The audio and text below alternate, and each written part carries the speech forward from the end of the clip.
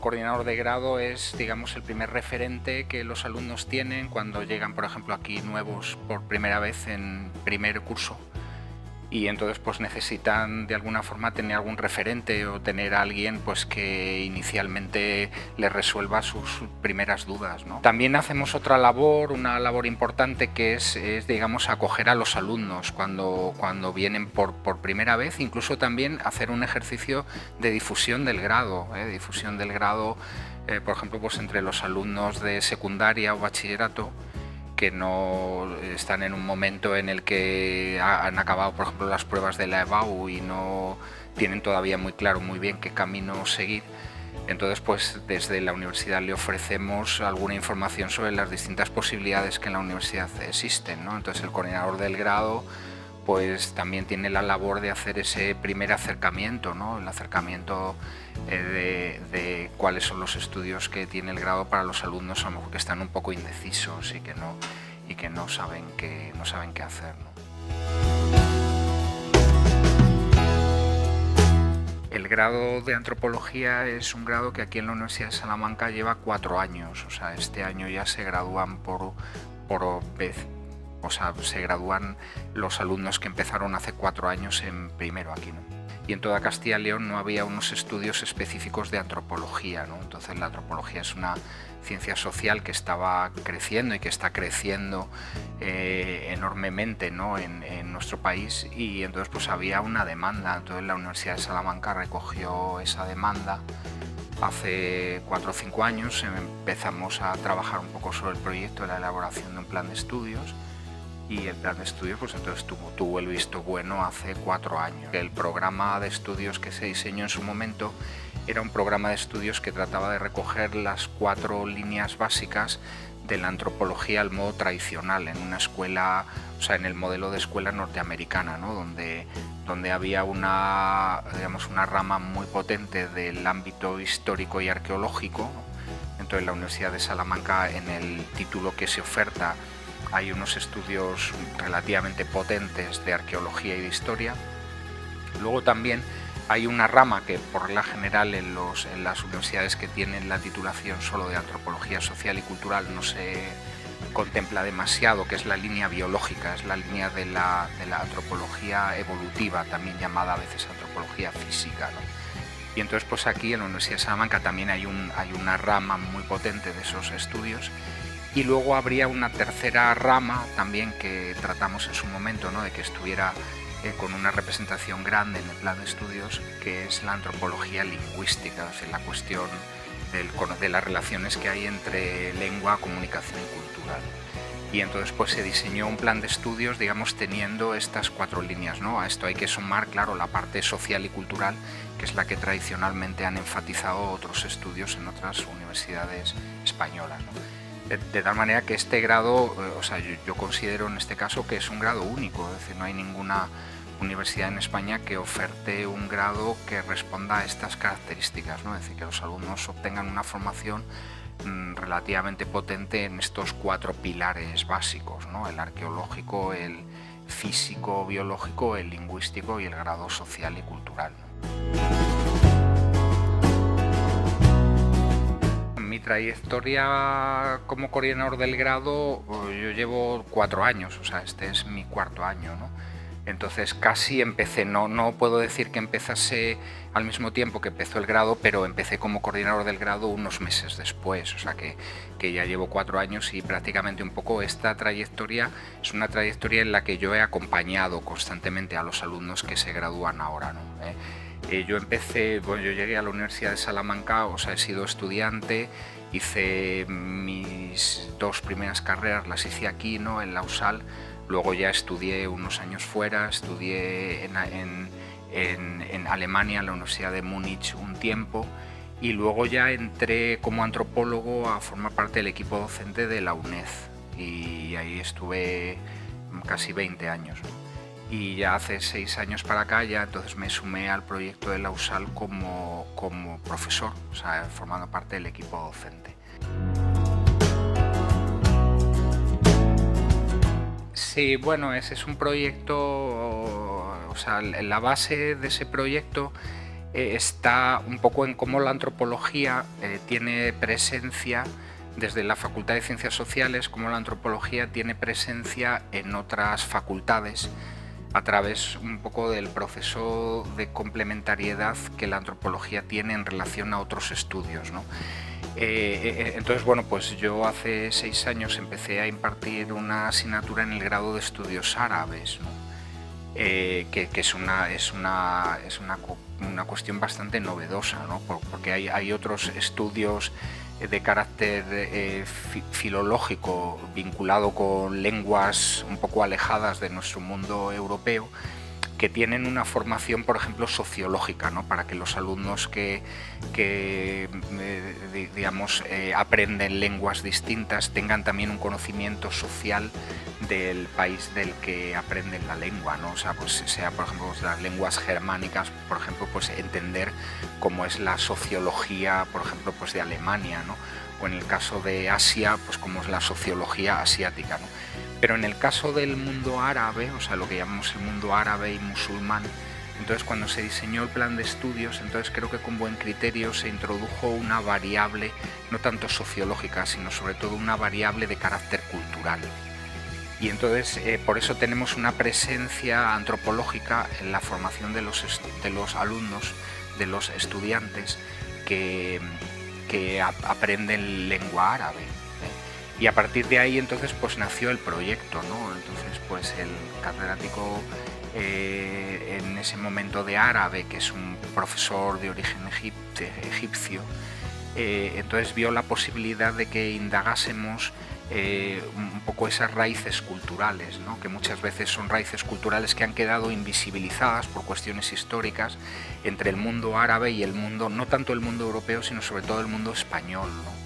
O sea, el mundo mediterráneo, mejor dicho, ¿no? O sea, una tradición tanto Grecia, Italia, pero sobre todo también España, ¿no? Entonces, pues el proyecto de investigación gira en torno a esta cuestión, ¿no? En la búsqueda un poco de esas raíces comunes, de esos sustratos culturales, ¿no? Que a lo largo del tiempo pues han impregnado lo que es nuestras identidades hispanas, ¿no?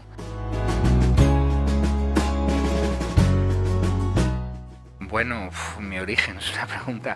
O sea, hay un origen de nacimiento, digamos. Yo nací aquí en Salamanca, ¿no? Pero no me considero, o sea, he viajado por muchas zonas del mundo y tampoco soy alguien que tenga, digamos, como un apego especial a la tierra, ¿no? ¿De dónde soy? Pues, o sea, no, soy de muchos sitios, ¿no? Es decir, al final soy un poco de todos los sitios donde he estado. Guardo mucho cariño, por ejemplo, a mis estancias en Japón, guardo un cariño muy grande también a todo el mundo andino, o sea que, bueno, al final un poco la antropología tiene esto, ¿no? O sea, es una disciplina donde o sea, tienes que desplazarte. O sea, un historiador, por ejemplo, se desplaza en el tiempo, ¿no? Pero nosotros nos desplazamos sobre todo geográficamente, ¿no? De tal manera que al final, a lo largo de una carrera, pues acabas estando en muchos sitios y siempre estableciendo vínculos con mucha gente que conoces, ¿no? Y que no puedes... O sea, en realidad acaban siendo un poco tu objeto de estudio, ¿no? Pero las relaciones humanas al final están teñidas por un aspecto afectivo y cordial, ¿no? Entonces pues no puedes olvidar eso, y eso al final pues te acaba marcando y acaba conformando tu propia identidad, ¿no? Lo que, por ejemplo, Amin Maalouf, que es un escritor que a mí me gusta mucho, ¿no? Que es un escritor libanés con el cual hemos trabajado mucho en el grado de estudios árabes. Él habla siempre de que no hay una identidad, ¿no? Es decir, que le preguntas a alguien quién es o de dónde es, pues es una formulación de la pregunta un poco antropológicamente difícil de responder, ¿no? Es decir, somos siempre un conjunto, como él dice, de pertenencias de muchos sitios, ¿no? Que han ido conformando tu vida y tu experiencia, y que en determinados momentos vas colocando jerárquicamente, ¿no? Es decir, ahora estoy aquí, puedo decir que soy de Salamanca, pero a lo mejor pues en otro momento a lo mejor hay otra pertenencia mía que se coloca en orden de importancia mayor que esta, ¿no? O sea que... empecé la carrera de filosofía y la carrera de filología germánica al mismo tiempo, o sea que mis estudios antropológicos han venido posteriormente, ¿no? Entonces, bueno, pues yo hice, o sea, no existían en aquel momento los dobles grados, ¿no? Entonces, pues a mí me tocaba, era casi como un doble trabajo, ¿no? A mí me tocaba ir a las clases por la mañana de filosofía, iba a las clases de filología por la tarde, ¿no? Entonces, pues era, o sea, ahora ya, claro, los dobles grados lo que hacen es que coordinan los planes de estudios, ¿no? Y entonces es todo mucho más cómodo.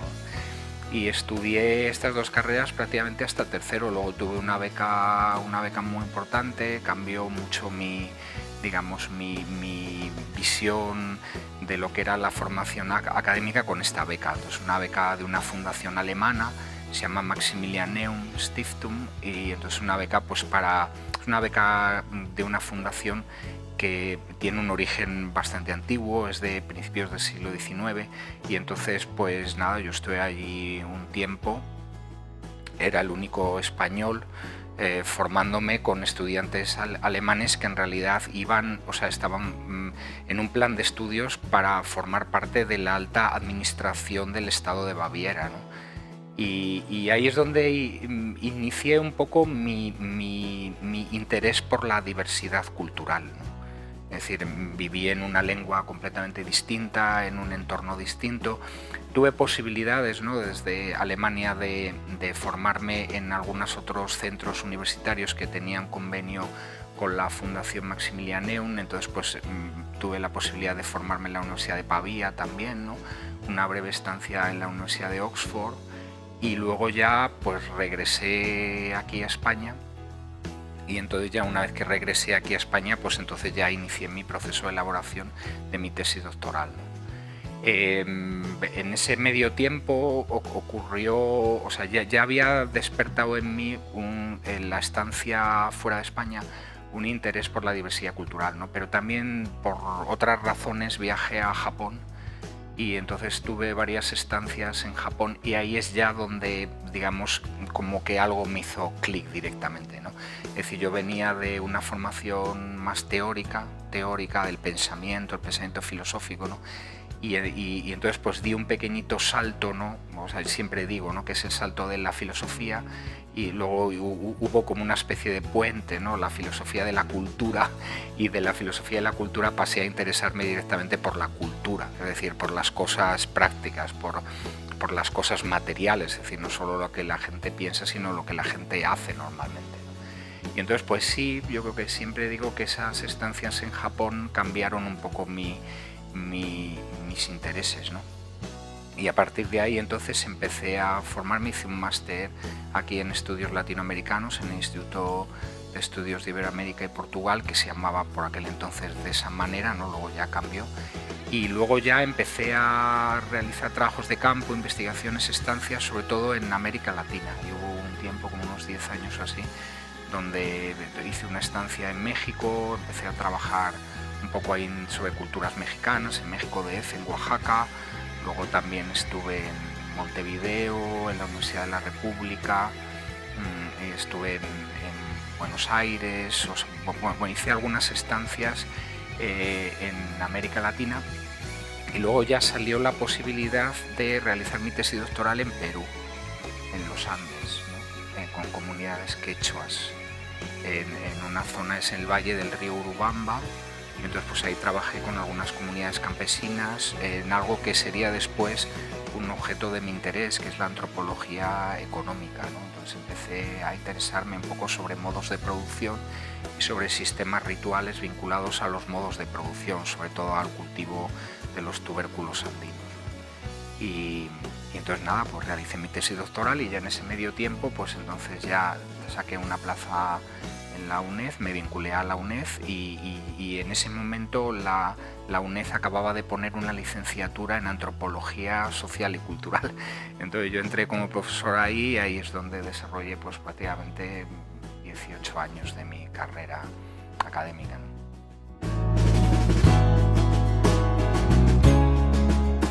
Bueno, pues, o sea, yo lógicamente en el futuro no me veo dentro de 4 años siguiendo de coordinador del grado, ¿no? No, yo creo que hemos tenido suerte porque el grado de antropología es un grado que ha ido, claro, ha ido creciendo a medida que se han ido impartiendo nuevas asignaturas, han ido subiendo los cursos, ¿no? Empezamos en primero, luego ya al año siguiente ya está primero, segundo, ¿no? Y ahora ya tenemos todo el grado consolidado con todas las materias obligatorias, optativas, y entonces pues hemos tenido suerte porque ha habido compañeros jóvenes, ¿no?, que se han incorporado al equipo docente del grado, ¿no? Entonces, pues bueno, lógicamente yo entiendo que esto es una etapa, yo he colaborado en la medida de lo posible aquí para conformar, digamos, este grado inicial y darle el impulso, pero vamos, entiendo que esto tendrá que rotar, como imagino que todos los puestos, ¿no? Por varias razones, pero una de ellas especialmente porque siempre cuando alguien entra nuevo, es decir, cuando hay novedad en el cargo, siempre hay como una ilusión sobrevenida, ¿no? Es decir, cuando alguien empieza un proyecto nuevo, entonces ese plus de la ilusión inicial por empezar un proyecto nuevo, por asumir, digamos, una función nueva, un cargo nuevo, entonces eso es muy importante porque eso supone, ese es un nuevo motor que se pone en marcha, ¿no? Y entonces en engranajes tan complejos y tan complicados como es, por ejemplo, una universidad con tantos alumnos, tantos docentes, tantos grados, ¿no?, el que haya, digamos, pequeños nodos, como puede ser la coordinación del grado, ¿no?, que de vez en cuando y cada cierto tiempo, ¿no?, entonces tenga un motor que impulse un poquito más, pues entonces eso hace que los digamos, engranajes vayan siendo más ágiles, ¿no?, y que al final todo funcione mejor, ¿no? Entonces, bueno, pues a ver si me reclaman y no hay otra posibilidad, pues yo seguiré colaborando como pueda, ¿no? Pero vamos, entiendo que lo lógico aquí en este caso es que cuando se acabe un ciclo, pues entonces venga otra persona, en este caso, que pueda llevar a cabo esta labor, ¿no? Seguro que lo hará como lo he hecho yo, seguro que incluso lo hará mucho